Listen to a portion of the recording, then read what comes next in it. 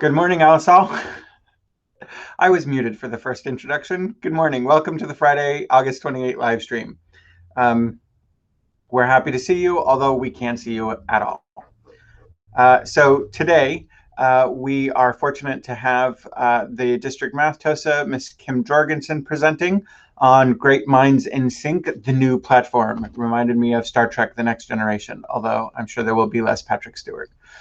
So just as a friendly reminder, and we have seen that you guys have really taken to this year, thank you so much. When you need help from us, that you email edtech@alisal.org directly. It's been really appreciated. It's really helped us collaborate and communicate as a team on problem solving for you, and it makes sure that you guys get answered as soon as possible because it's not sitting in any one person's inbox.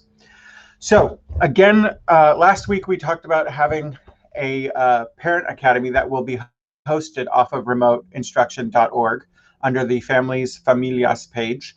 And as a reminder to you, all the live streams are stored there. There's tons of great tools and videos and tutorials, both from us and from YouTube, about all our tools. Additionally, at the top on the content and pedagogy area, at the top of the math page, a link to Kim Jorgensen's Math at AUSD page has been added, as well as, so we finished our parent survey, and you can see as the page looks right now, the big yellow banner across the top will take parents to the Parent Academy, which is still being built. However, there are a couple of things there, including we took from the district guidelines, the student and the parent guidelines, we broke them out into their own documents, and we translated them into Spanish. So those are helpful places to send parents. But what we're very proud of is on the home page, on the cover page, there are videos for parents on how to navigate the remoteinstruction.org website in both English and Spanish. And we hope that you feel like you can send these to parents to communicate to them a place to get help. We've gotten lots of great questions from that survey, and we will be building our Parent Academy resources out for that. And we will also be sharing data with your principals and probably with ATA leadership there, because it's pretty important that we all have the voice of a community moving forward. However, as a reminder, you can send parents to remoteinstruction.org as well as yourselves to get help for EdTech needs, resources, and learning. So now we have more math amazingness hitting the alliteration as another theme with Kim Jorgensen, our math TOSA. So with no further ado, take it away, Kim. You're still muted.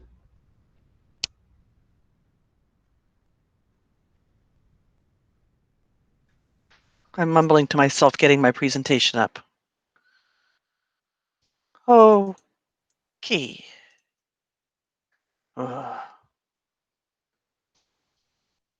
There you go. We see you. Okay.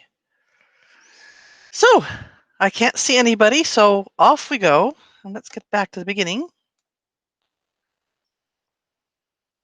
There we go. So the big whole title of the new program, of the new platform, is Great Minds in Sync. I've been thinking of InSync as a program, but it isn't. It's a platform, and it has all kinds of stuff on it. We're going to explore that platform. I don't have access to it myself yet, so I'm relying on the guide, and I'm relying on the videos that they've sent me to put this together, but we're going to get through this. The plan is to help you navigate the components and access to the available, and get you access to the available resources, and to get acquainted with the new Affirm. Well, it's not that new, just moved. There is a great big user guide. This is a really good user guide. The link to it is in, I'm going to do this so I can go back and forth. The link to it is in here, which everybody should have access to, but I haven't given a link to, but I will. It'll be at the end. So the user guide is right there. And it has all kinds of stuff, and I'll be talking about that today.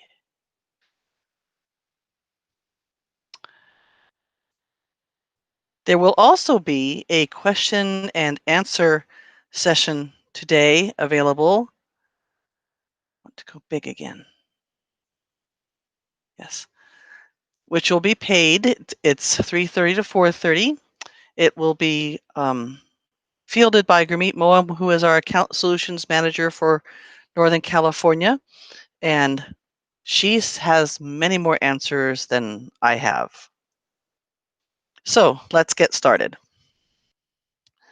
InSync has 4 components besides, other than a place for Affirm to live, and other than a place for where Equip will be leaving when it becomes live. There are these 4 parts of the video, the distance learning lessons, which don't have a name, that we're going to be talking about today. So the Learn Anywhere plans are a big fancy name for lesson plans, more like lesson outlines. The video lessons, the lesson videos are very much like the Knowledge on the Go videos, except that now they have a Spanish version dubbed in Spanish. So yay! Then we have topic facilitation slide decks, which I am not going to talk a whole lot about today because it's a huge other topic. I will show you where to find them. I'll briefly mention them. And the discussion-based assessment, also I didn't have much information on that to start with. That's all in the wonderful InSync user guide. First, let's see if we can, let's get familiar with the whole interaction part of this.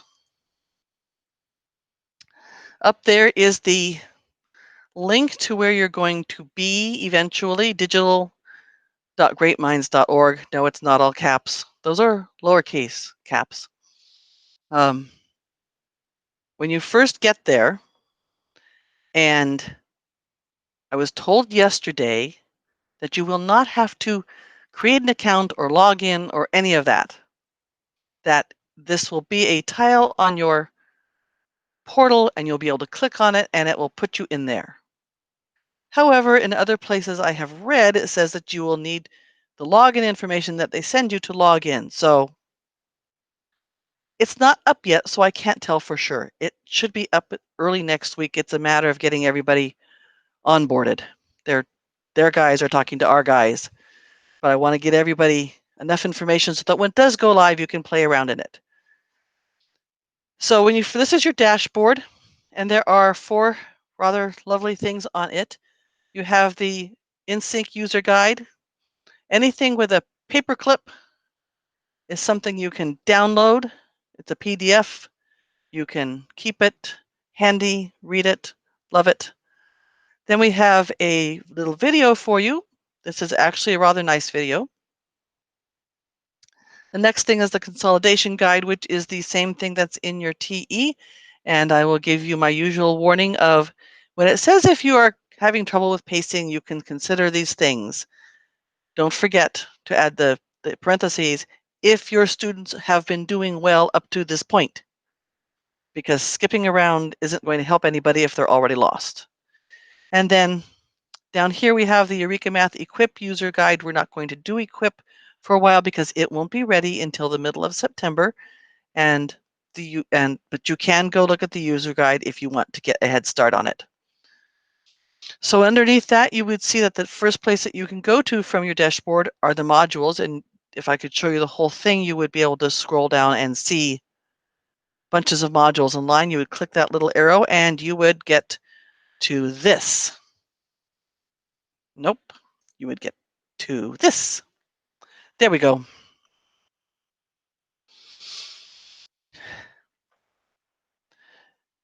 At the beginning of the module, you have a whole bunch more resources that are just for the module.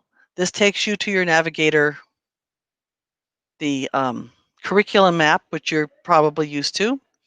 There's also supposed to be a link to the learning guide, the learning plan for the module here. It's not here. It is in the InSync user guide. Then you have the two mid-module assessments. These are both electronic that can be gotten to through Affirm. So when you click on this, there will be little black buttons over here, but you wouldn't see the print if I made it long enough to get the black buttons in. That would take you directly to Affirm, and we'll talk more about that when we get to Affirm. Down here, again, you see the paper clips. So these are the digital versions that you can send out to your students. You will notice that here it says that the end of module assessment is available in Spanish, and it doesn't say anything about the mid-module assessment being in Spanish, which of course should be raising red flags and questions at this moment, but never fear, it is in Spanish, and I'll prove it to you in a second. Then down here, there's this little welcome video. It's for the students that can be in Spanish, and it introduces the teachers and gives your students a chance to feel like they are their teachers for that time and set up expectations for the lessons. Down at the bottom, there is the little drop down for the equip module 1, which we're not going to get into, but I wanted to show you that it's right there underneath the first module part. So here is the mid-module assessment, and I'm just going here to prove to you that yes, indeed, it does come in Spanish, even though it seems to be missing, that little piece of information seems to be missing from the page. They're all in Spanish because they come in the Spanish resources, so yes, they're going to be in Spanish, even if they forgot the little tag on it. And this is an example of the little welcome video. You see there's a little link that you can use to put in your they keep saying, to use in classroom. I don't know if they even know about Seesaw, but I can't swear that it works for Seesaw, but I can't imagine why it wouldn't. And this is also recorded in English, but has been dubbed in Spanish. So there we go. This is what it will, when you do drop down that arrow for equip, these are the things that are available once it's available. This funny little symbol is the little equip symbol. And what equip is, since I keep talking about it, say I mention it, no one knows everyone knows what I'm talking about. It is it's their diagnostic assessment platform. And there is a pre-module assessment that you can see right here, available at the beginning of every module, so you can see what weaknesses your students have before they get into the module. And then there would be recommendations for other materials that they need to be working with while they're still working on their module. It's not a take the pretest, fix everything, and then start doing the module. It has recommendations for how to be filling the gaps while you're continuing with the module. And after you get down past all the module stuff, you see that you come to the topic things. Topic resources.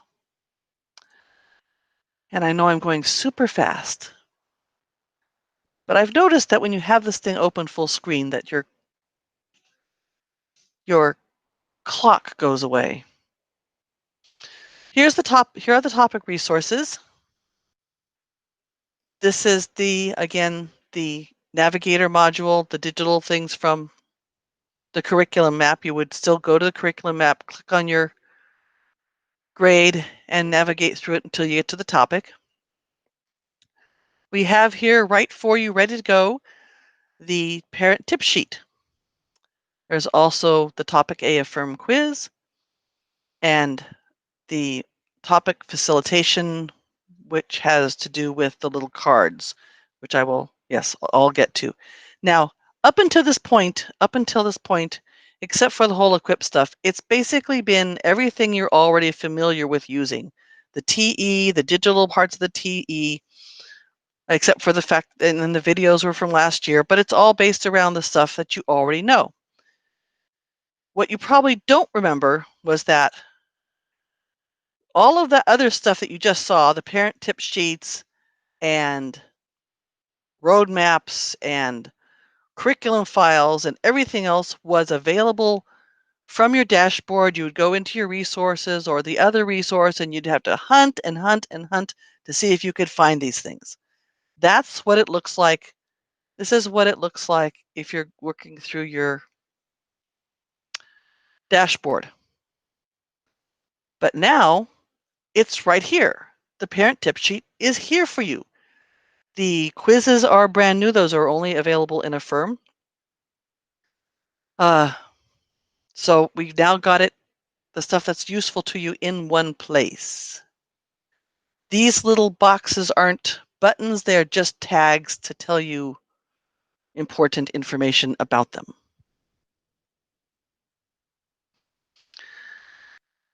So a lesson, this is what the lesson would, I shouldn't say daily video, ignore that title up there. This is the tip sheet for the parents in Spanish. Yes, there's also one in English. You can send it out through Classroom or probably Seesaw. Things for them to know, things they can do with their kids to help with the math. And this is from the user guide. We have teacher facilitated math discourse with slides that go with each application problem so that the students can work through the problem with you the first time you get into a new topic. The application problems should be done together, and then little by little you start to put the kids more on their own. But this is to help guide the discussion through the first times that you're doing the application problems. So we do thinking instead of number hunting. And then over, I know you can't see this very well. It's tiny, tiny print. It is in the In Sync user guide. Just wanted to show you that they're there.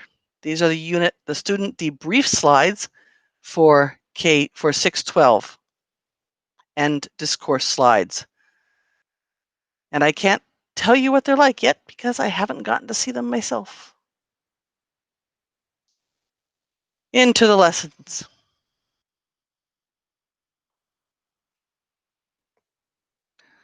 So underneath the topic section, the lessons are down here. These are the black buttons I was talking about. Oh, nothing else here. When you open the lesson, these are all the goodies you have for the lesson. This is the link to get to the lesson in the navigator. This is the Learn Anywhere plan. That's their word for the outline of a lesson plan. So you can see all the components on one piece of paper. Here are the materials you need. Here's information about the video. Here are questions that you're going to ask. It's all kind of there so you can, and with lots of space so you can write all of your own stuff on it. This is the video, these are the little video links for the daily video. And then these are the PDFs from the Learn, which would be your problem set and your exit ticket. We don't have Succeed, that's homework. The one that's missing from lesson 1 is practice, but I will have an example, and I am going to show you what these look like. Because this is the Learn Anywhere plan for pre-K to 5. Tells you what the objective of each lesson is. Have all these little codes up here. So we have, their plan is that you would show the video asynchronously and then come back and discuss it. It doesn't necessarily go in this order. I would still put the fluency first if you could, because the fluency supports the lesson. And if they're not secure in whatever the fluency parts are, the video lesson is going to be more difficult for them. But they recommend that the fluency be done in person and that the application be done in person or virtual, but everybody together. I'm not sure why that has to be that way. And then any more additional concept development where after you've talked about the video, you think you need to do more, that would be right here. And then we have the debrief, which goes with those cards. And it tells you what kind of focus do you want in your debrief for each lesson. And then there's a quiz, an Affirm quiz. In the TEs, they only have mid-module and end-of-module assessments, which really doesn't give you formative information as you go. So after each topic, there is this little quiz. Doesn't take the place of exit tickets. We still want exit tickets because you need that to know if you're going to rely on the video the next day or if you're going to want to take over control. But it gives you a like, okay, we've done everything. We've done our exit tickets. Let's make sure we are all on the same page before we go on to the next topic so that we know if we need to make adjustments. There's also a plan for 6th grade. And this is the little lesson outline, lesson plan thing that they have for K5. There are the materials for the teacher, student materials, vocabulary is listed there, what the outcome is or the learning target from the standard, a description of the video,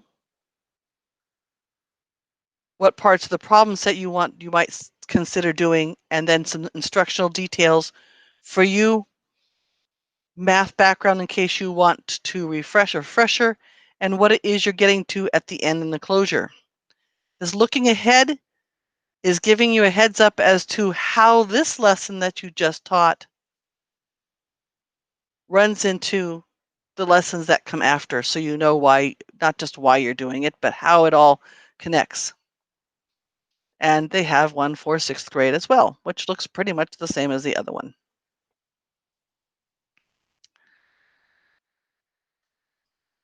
So this is what the video looks like. And you see it is in Spanish. It's dubbed in Spanish with Spanish subtitles if you want the subtitles turned on. And she presents the lesson in the TE. There are usually 3 parts to the lesson, and they do 3 parts to the lesson. In this one, they start with this whole counting by twos thing. Then we go on and we do it with counters. Then we do it on paper. And this is not the first question that she talks about. This is after we've done it with a drawing. Now we're going to talk about why this isn't 3 times 4. After that, she's going to introduce the problem set and what questions need to be done.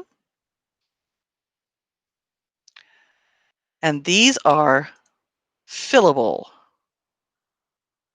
I need to get to that. Why does it go back there?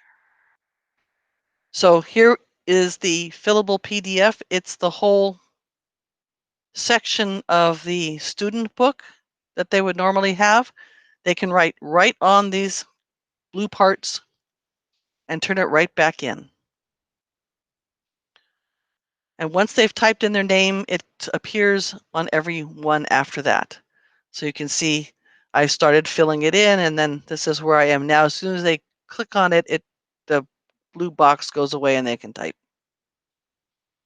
These can then be saved and sent back to the teacher through Classroom.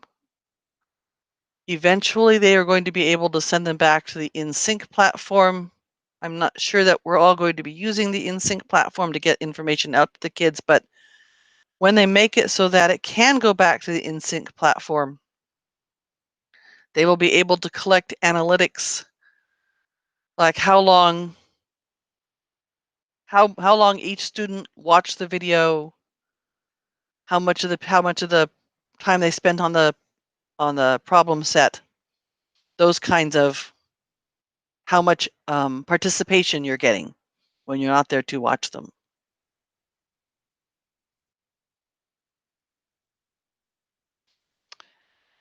Here would be the exit ticket. It is in the same package as the problem set. So yes, it's very possible that students might just go ahead and do the exit ticket.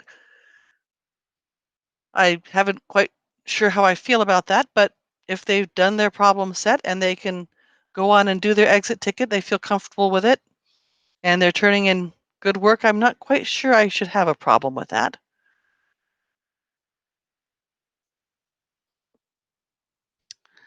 And this one you see, this is lesson 2.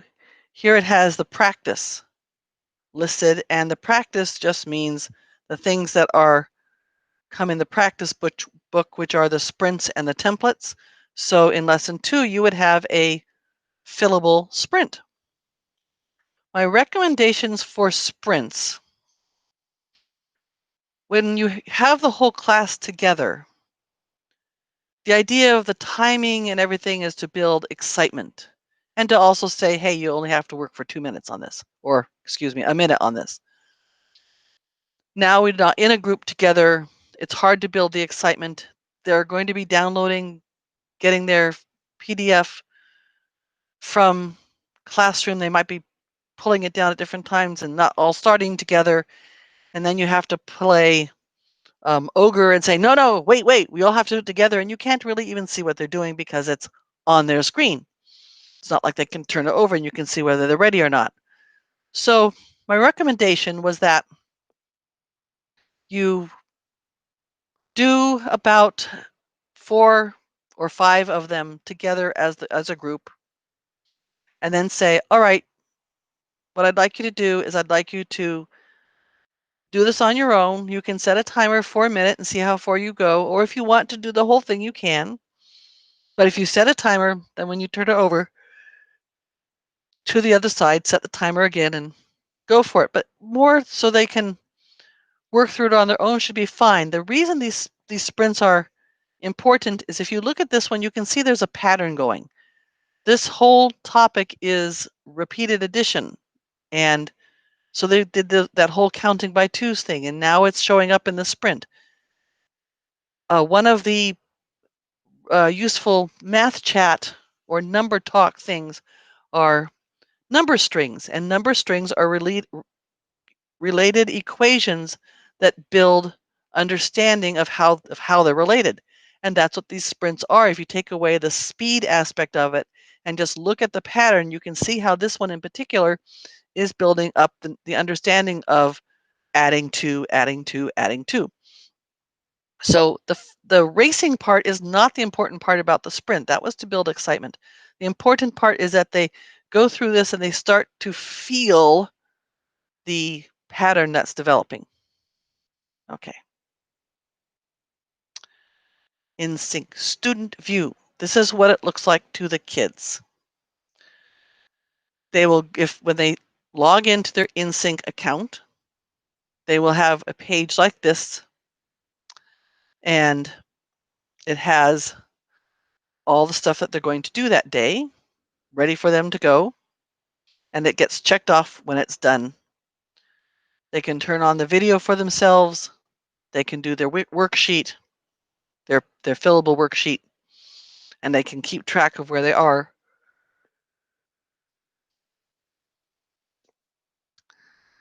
This is the worksheet. What it looks like to them. Now you'll see all those little tools on the top. What tools are available depends on what device they're using. But no matter what device they're using, everybody will be able to do the fill in the blank parts. It's a matter of whether they can write an explanation or draw pictures or draw shapes. that varies depending on what kind of device they're using. And then the teacher can come back after she's looked at this and leave comments, and then the student can come back and they can read the comments. There are also available to them while they're doing their lessons.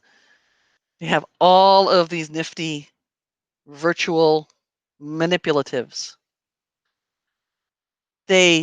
For the lower grades, they have tried to incorporate suggestions for things that the students can use from their home, things they can hold in their hand, because concrete is very important when they're first developing an understanding of something. You would not believe the understanding that kindergartners get when they first do their measurement module, and every pair has a balance scale, and all of a sudden there's an understanding that equals does not mean the answer, but equals means the same. And it's because they have that balance skill right there with them. It's not just a picture that they see. So for the younger children, they have wanted their lessons are planned. The video lessons are planned where the students are asked to go get actual counters that they can hold in their hand. But as the children get older, then this virtual manipulatives already have a connection to the physical ones that they've been using. Okay, well, I raced through that. That's the end of InSync. I'm sure it's like I did not give you enough information, or I overwhelmed some people because I went really, really fast. And so I'm going to have my handy dandy friends over in EdTech let me know what questions there are. All right, Kim, can you hear me okay there? Yes, and can somebody please tell me the time? Yes, it's 9:02. Oh, I'm not too bad. Okay. So these are two questions that actually are related on here. You mentioned the after school PD that's taking question and answer session today after school? Yes. The question was, will that be recorded so that people that maybe can attend want to watch and see maybe and answer some of the questions? And related to that is, will you be sending out that link for that session, for the meet? Oh, yes. I better do that at the end. Somebody please remind me. I do have a link for that. Okay, yes, I will do that. I forgot to include it in this thing. And yes, if I have to ask her meet if she minds being recorded, but if she doesn't mind, yes, I'm going to record it. Even if for no other reason than to collect frequently asked questions so we can have one place to get the answers. Next. All right, the second one's a little bit complicated, and it's kind of has a question, and then I have a question. I kind of put in a question since it didn't come in, but the question was, and this has to do with the PDFs you showed. You showed a PDF that is what's called a fillable PDF, with fields that somebody can fill in. Somebody is asking, will students be able to draw or write on fillable PDFs? And related to my question was, you mentioned that depending on the device, what features you have. Do you know what features will be available with our student devices? No, because I don't have a Chromebook, so I couldn't try it out on. I have access to a small part of a demo account, so I can try sending one to somebody who has a Chromebook to see what they would have. That's really good. Kim, you can help also maybe ask Gurmeet today. I'm sure they have a spec sheet somewhere that says what features are available on what devices. I will write that down to ask her. Spec sheet. If she doesn't have it, she should be able to get it. Yes, they know what they're making. Hopefully they know what they're making and they know what will work on what devices. For fillables. Okay, got that written down. And if I may make an editorial, I don't know if it's an editorial note, but the tool that we are currently using to annotate our PDFs would be, Seesaw. we know that annotating PDFs and all of that's just substitution, right? That's the simplest form of transforming really teaching with digital tools. But that's okay. There's a time and place for that. But if you wanted to take it to the next level, why not have students explain that? And you can do that in Seesaw now that you can add a video explanation on each problem or each screen. So anyway, just editorial note there. No, absolutely. I think that should be part of it. I guess they couldn't include that as everybody has to do this thing because not everybody might be using something like Seesaw, although I thought you could also record, and I get the two things mixed up. Yes, so, and of course, if you don't want to deal with the fillable PDFs, you can still push out the regular PDFs and just have them write on them. Those are still available. It's not like they took them away. All right, and those are the questions that we have so far. We have one, but I think more for Dr. Hernandez, so we'll try to get that one to him. Okay, and then I have a question for you. The link to the meeting is in my calendar. So I guess I can just copy the link and paste it in a slide? Yeah. Okay. Sure. All right. I'll do that at the end when I get out of this and I can get back to my calendar and get the link. I'm very sorry. You can also email that, copy the link out of calendar and email it to folks if you wanted to as well. Yes, I can if I know who wants it. I don't have a giant list yet. I mean, just use all the staff. Never mind. We'll take care of it afterwards. Okay. Okay. Yes, if I get help after that, I can do that. All right. On we go. So that was in sync. Were there any other questions? That was it, Kim. Thank you. That was it. Okay. So, Affirm. It has moved. For the longest time, I was always trying to make the distinction between no, it's not Edulastic. Edulastic is the place where Affirm lives. Affirm belongs to great minds. Well, now that confusion no longer exists because Affirm is no longer part of Edulastic. Affirm is now part of InSync. And it's all connected.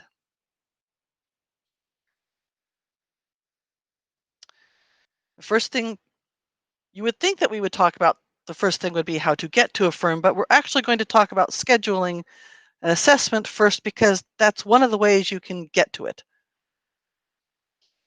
So this is back at topic A in InSync. You'll see here where it has the module 1 topic A Affirm quiz, and over here is this little black button.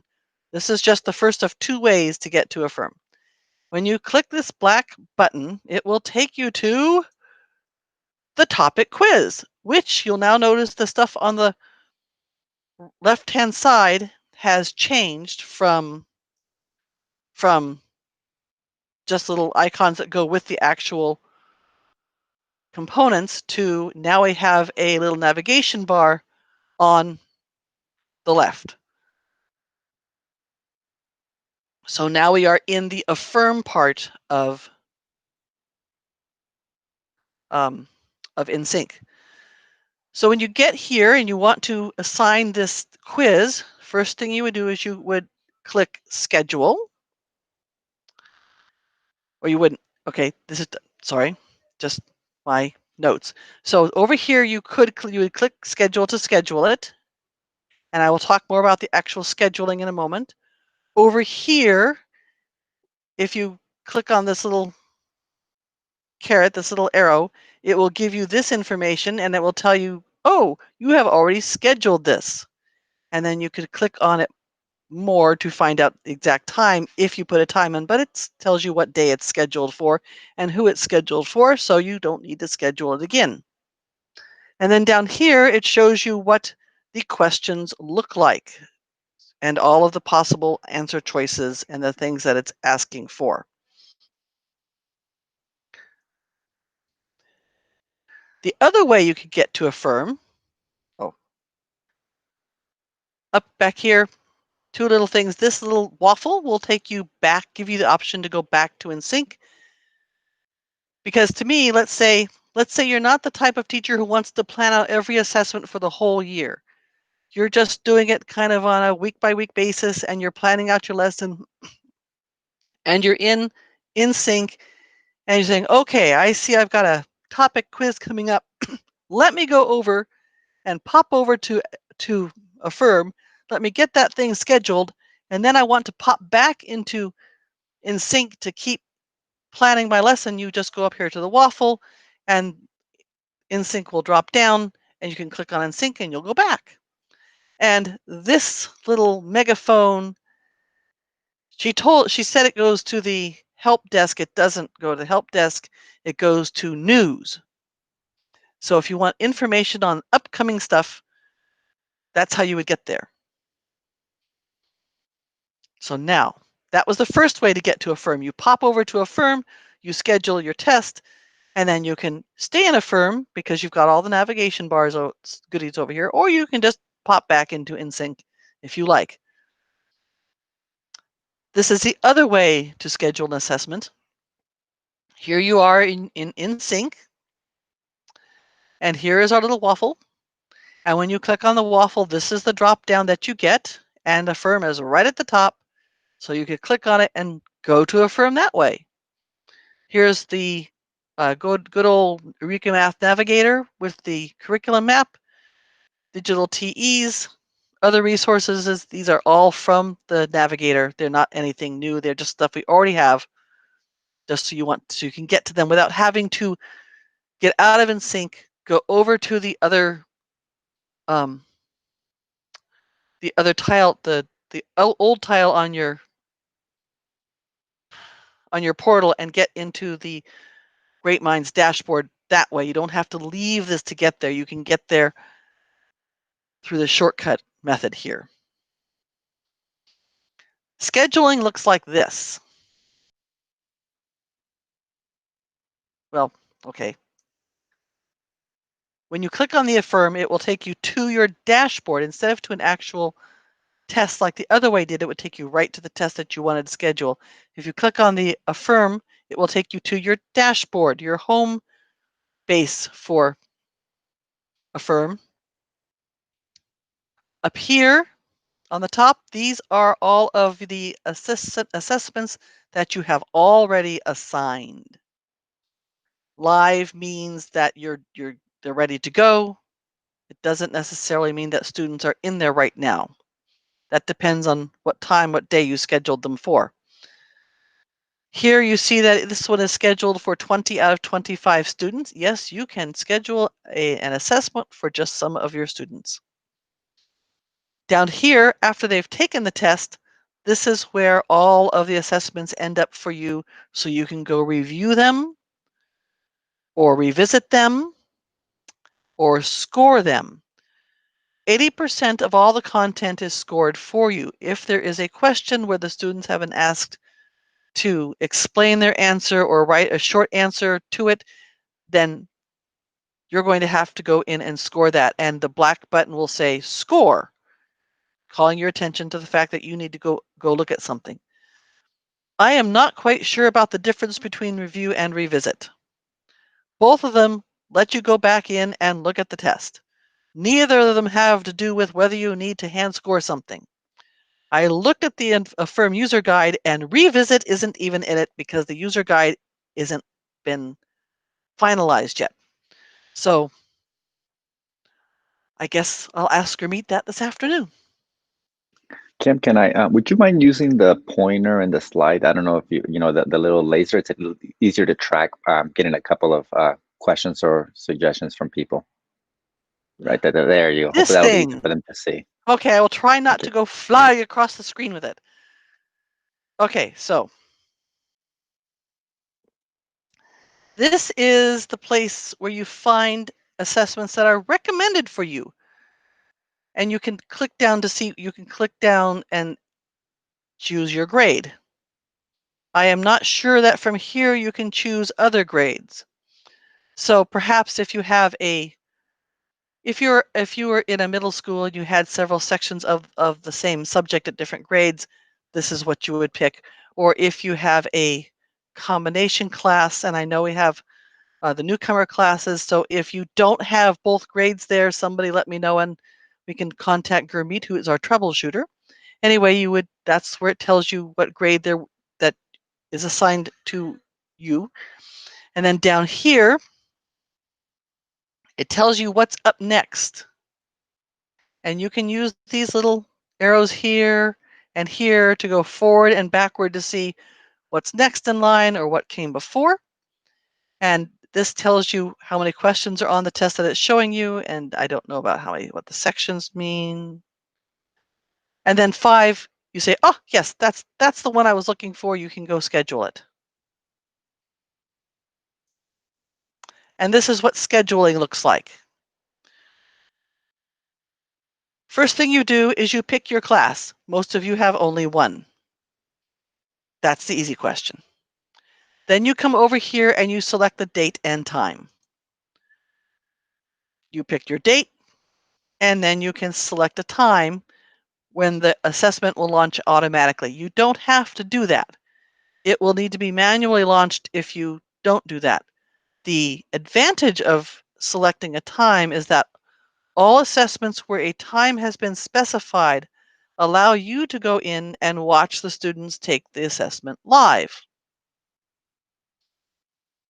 And I will show you what that looks like.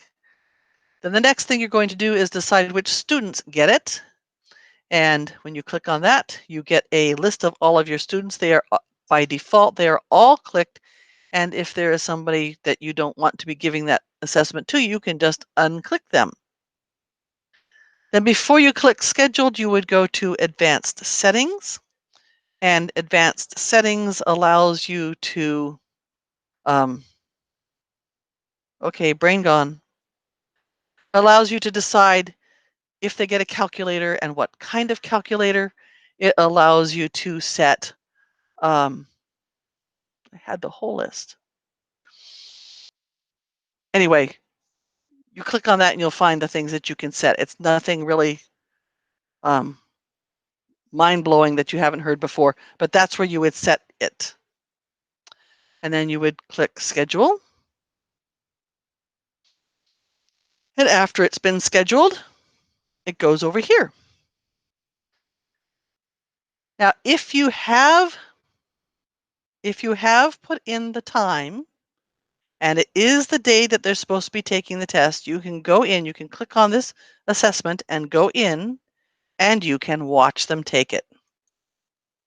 Here we have our students who have all been told that today is the day for the assessment and it opens at such and such a time, and you can be there to start taking it, and you can scroll. Now, this is a very small class of 2 students, but you can see that one student is over here. They're on item 8. However, this student Melva has stepped away. That's okay. They're allowed to do that. Forrest, however, must have just gotten in here because he's on item 1, and he is currently working on it. So that's, you can see, no, hey, wait, where's Noreen today?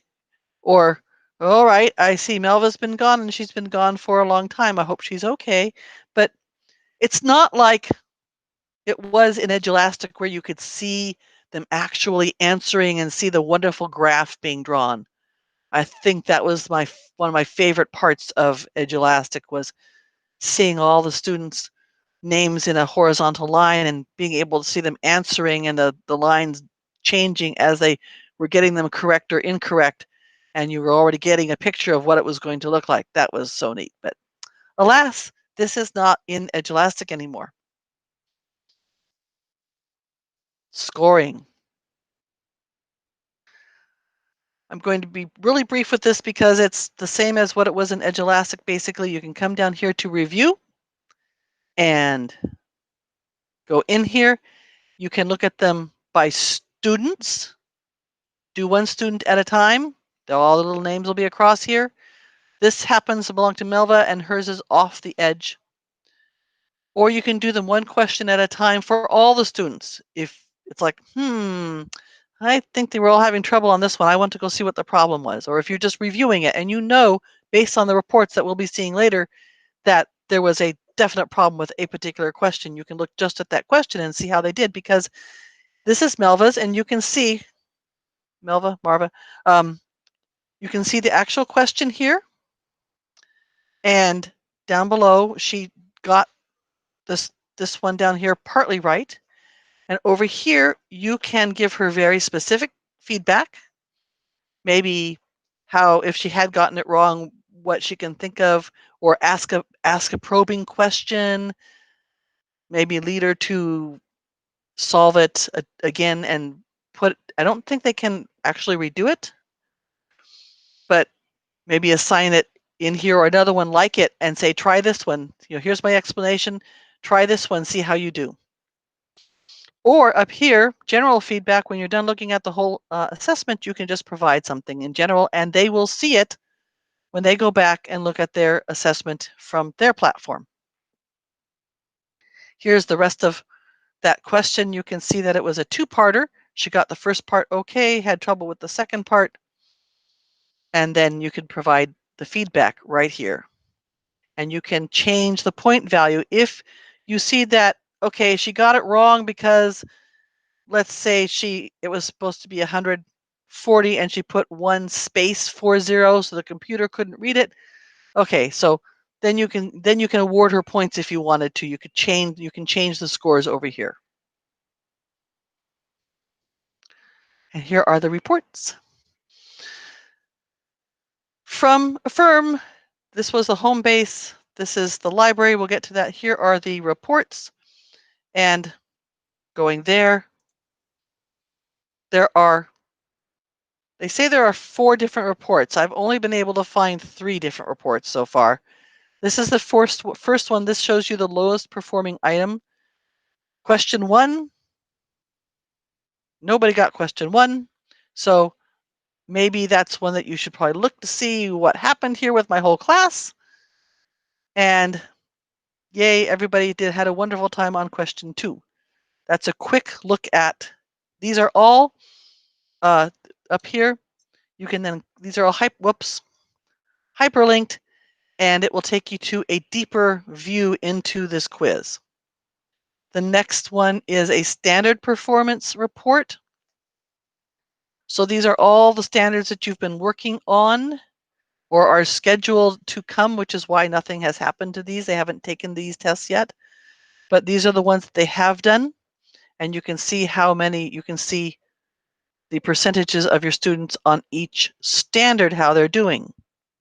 And again, you can go in and see a deeper version of it.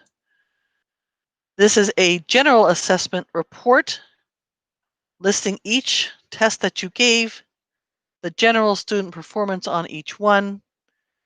By eventually you're going to figure out that the darker the bar, the higher the performance. So they probably haven't taken this one yet, or it was just really a bad day for everybody. And then again, you can drill down to each one of those and look at them in greater detail. The library.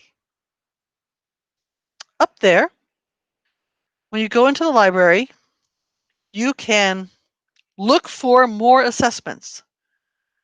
You're teaching 5th grade. You want to know how your students are having a lot of trouble with something. You look back and you know what module lines up with the same thing you're teaching now in 5th grade.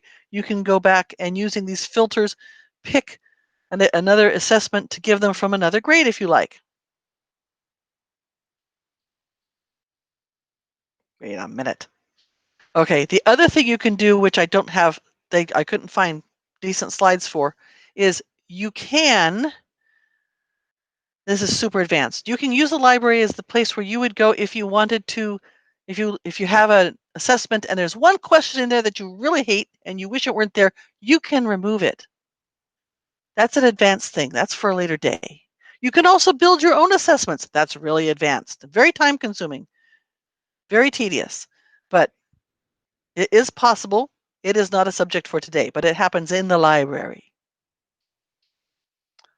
Student experience on the test. This is their board in sync, their assessments they have to do. Poor Melva, she has 14 assessments for today.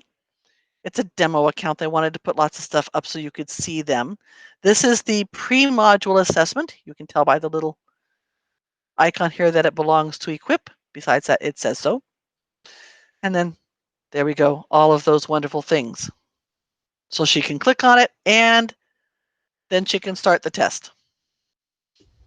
Kim, just to let you know, we're at 9:25. You got 5 minutes. Okay. Zipping through. They can flag them. They can find other things to look at to support their learning. They have their own reports section. See how they're doing, and parents can see it too. And then they also have the tools, which they can put up in a split screen if they know how to do that, so they can have them readily available while they're actually working. And this is where you could go for support for any of these things. And here we are at the end. And we will send out that link to everybody because they're going to help me get it out to everybody. And there we go. That's my, there's one there, no. And that's my link to my website. Ta-da! Yep, that was the end. All right, Kim, you ready for a couple of questions? Sure. All right, so it says, do we, and this is a teacher, I'm guessing she probably has multiple grades from what I know about her. Do we have access to all grade resources? Like, Yes. I believe we used to be able to do that. That's a qualified yes. Okay. That would, and we'll share this document with you, Kim. That way you can kind of follow up if you need to specifically with these right. people, okay? Okay, so the second one is, and it's a little bit, are the directions and questions available to read to students for any and all of these PDF assessments? Are the instructions available that you can read to them? They're the same. If the PDF assessment is the same one that is in your TE, which means you have it in English or in Spanish, depending on your classroom, and you can record that for them. Thank you, Kim. And I'm sorry if we are not getting your questions answered correctly. You know, of course, Kim is makes herself available. So, you know, you can always follow up with her. Yes, please. This is from an instructional coach. Kim, would you mind, it says, could you go back and obviously, can I go back and see how you got to Affirm portal, or do I need to add something first? We don't have the portal for that yet because we are not. Oh, and coaches, we're going to have to wait even longer because they're rostering all the teachers and they get in through a different way than we do. So that all the admin and coaches and me have to wait. Thank you. One more question, I think, unless there are any last calls, because we're at 9:28 and our live stream is a little ahead, so we'll get people caught up. But this potentially last question is, what do you think, Kim, as our TOSA? I think we're asking for your opinion. What do you think is the most effective pedagogy? Making a teacher-made math video as the teacher so that I connect to my students and they see me, they hear my voice, or adopting these dubbed Eureka videos? My opinion is I would go for the connection. That's me. I never saw these as a replacement. They're not intended to be a replacement for you. My yippee was, oh boy, on the day that I can't be there for some reason, maybe one day a week, I can use this video. They're also really good to watch ahead of time of when you're going to do something with them to see, oh, I hadn't thought of presenting it that way, because they're really very good. But again, I don't know that I would want to have my whole class dependent on this. I'm just going to put up this video for you and you're going to have to watch it, you know. But you can let's say you have kids who are really bored because they know all this stuff. You could assign them the video, and then you could work with, with the kids who need more of a connection with you to get stuff done, and then keep track. I mean, it just gives you more options. It's not everybody now has to do this. We said that was the last one, but this is a clarification question. Thank you, Anna. This is Anna Castillo. She wanted to know, she was more talking about the little ones, the non-readers. Is there a way for the program to read the questions, the directions for the non-readers? Yeah, I think she has little ones, it looks like, on here. So That's a good question for this afternoon. In other words, is there a pre-recorded button like in Zern where you can click the button, the speaker, and it would read the text to the kids? Exactly. Yeah, something like that, I believe. Text to voice. All right, so there you go, Honest. I think she will look into that for you, and hopefully, she'll be able to answer that. Okay, so there's the teeny tiny link. I'm going to go into my slides. Or not. No, go ahead, Kim. Yes? I mean, I don't think you're going to put it in an effective way for people to get the link. Okay. Right now. So we'll just send it out. Right. So just stay on the call after we stop presenting, and we'll have a quick chat. Okay? Okay. Thank you for being patient with me. Sure. Absolutely. So it is 9:30, and that's the end of today's live stream. We just want to remind you, as we try to remind you at the end of every one, be good to yourselves, be good to each other, and be good to our kids. Have a great rest of your day today on Friday, and we hope that you have a restful and relaxing weekend, although we know lots of you are going to be working real hard. So thank you very much. Have a great day.